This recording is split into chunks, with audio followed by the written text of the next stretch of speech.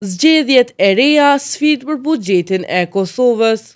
Komisioni Qendror i Zgjedhjeve ka bërë të ditur se aktualisht nuk ka buxhet të planifikuar për mbajtjen e zgjedhjeve të tjera këtë vit. Kjo vjen pas 3 proceseve zgjedhore të organizuara brenda një periudhe të shkurtër kohore. Sipas KQZ-s, zgjedhjet parlamentare kanë kushtuar rreth 8 deri në 8.7 milion euro, ndërsa për zgjedhjet lokale të fundit është planifikuar buxhet prej 10.5 milion euro.